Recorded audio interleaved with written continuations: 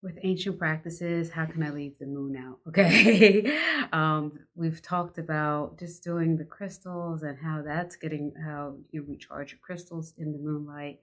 And I mentioned about the new moon and how that's a new for new starts, and how the full moon, a lot of that is releasing and just like clearing out and nourishing like your intentions, and the strength of that.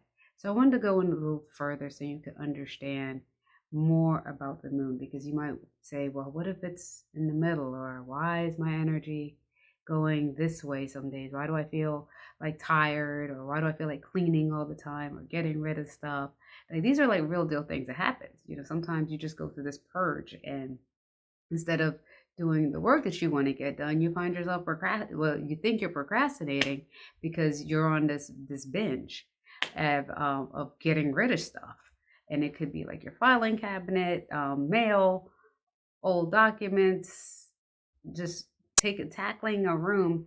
And you're trying to understand, you may be going down on being hard on yourself because maybe you're not doing something that you feel you should be doing, okay, so to speak. So how do you differentiate that from the other energy stuff? Because we've talked about, um if you're feeling physically, psychically attacked, or if you feel that you're getting drained from coworkers as an empath, or if you're just trying to elevate yourself up from life transitions. But what about this stuff? Now, the moon energy, there's various shapes. So for example, when there's a new moon, this when you're clearing things out, you're letting go of all of the old stuff, and you're allowing for the new stuff to come in. It's just like what the new moon, the title of it, where you're just releasing old energies and you're starting anew, so to speak. Okay. It's a great time when you're starting to, it's a great time to start new projects. It's a great time to plant new things, new beginnings, and for you to embrace a transition. Okay.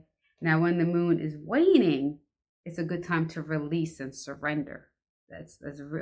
So you let go of maybe some thought patterns that you've been having, maybe some friends that aren't serving you well. Maybe you've been having a lot of conflict with folks, or you're having some thoughts that maybe this isn't working out for me, or you realize you're just letting go of certain people and not understanding why.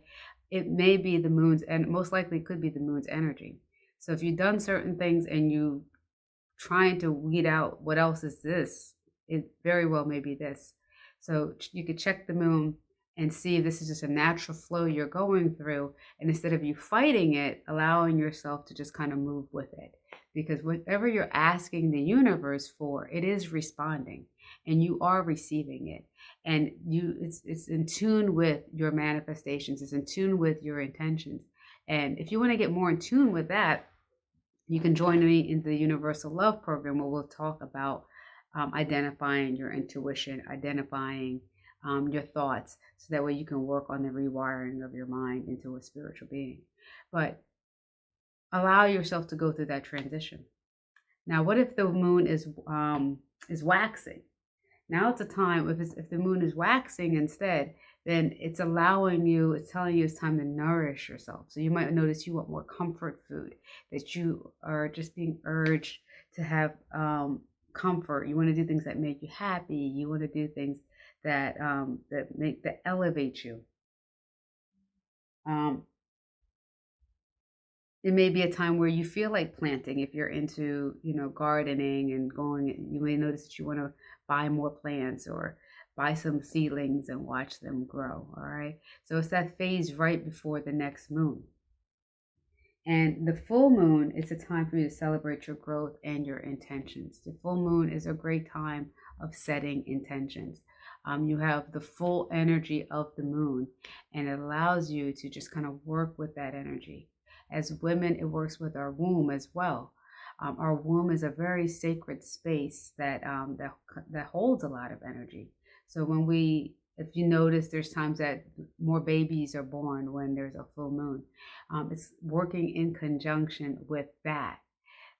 So we won't go too far in depth with that, but our womb space and the moon, you may have noticed also with like your menstrual cycle, how it moves with the moon, how if it's with the new moon, maybe it's lighter, it's not as painful.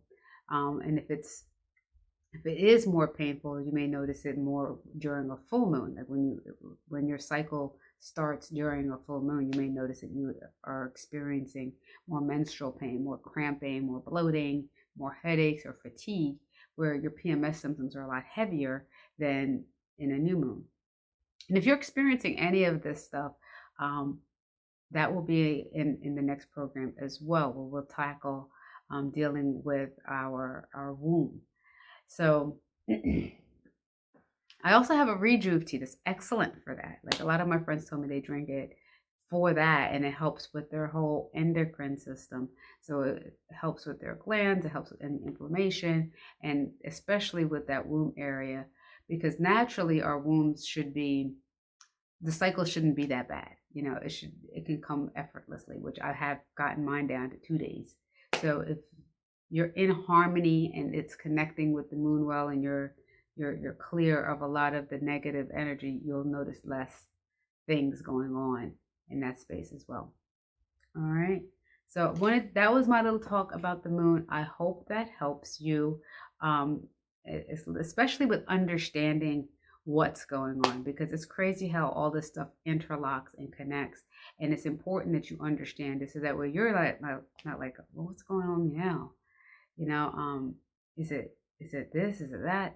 So the more you understand how many elements are affecting you energetically, the easier it is for you to connect and make the right decision of what's needed for you to recharge, whether it's sleep, connecting, holding your crystal, taking a ritual bath, whatever may be. All right. So I'll see you in the next episode where we chat about EMFs.